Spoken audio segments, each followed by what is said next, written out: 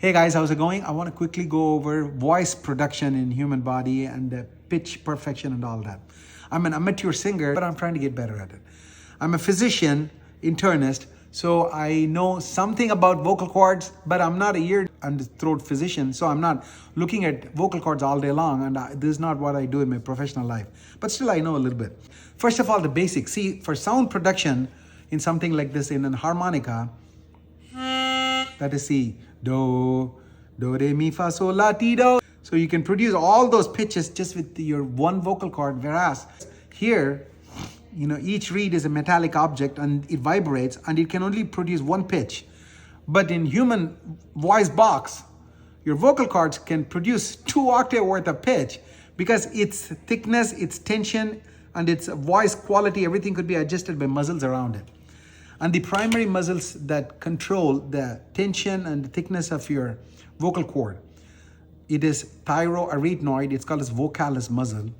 And then there's another muscle, cricothyroid, that controls kind of your head voice, higher pitch. And then there are a few other muscles around the vocal cords, they control too, they help. And then to produce voice, you have to blow air across your vocal cords so that they can vibrate, and that is your abdominal muscle. Okay, to take deep breath inside to fill your lungs with a lot of air, that you do it with your diaphragmatic muscle. Okay, and then your external intercostal muscle, which is between your ribs, and then to blow air out, that is your abdominal muscle, and then also your internal intercostal muscle. And it is primarily a muscular function to deliver a good note, like a good pitch. Look at this: do, re, mi, fa, sol. Do, re, mi, fa, mi, re, do, re, mi, fa, sol.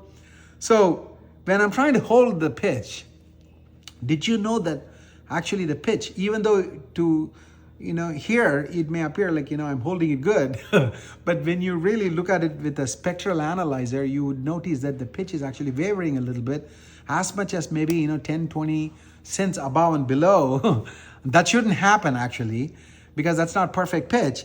And that wavering is because we are not blowing air across the vocal cord with a constant speed. And similarly, our vocal cord muscles are not holding the vocal cords with appropriate tightness constantly, because the muscles are quivering a little bit. So that's where the training comes in. If we practice appropriately, daily little bit of practice, then I think we can all end up with a good, reasonable pitch perfection. So it is just a matter of practice. Practice makes it perfect. I'll be making more videos about these kinds of things, okay? Because these things fascinate me a lot. I'll talk to you later in my next post. Goodbye.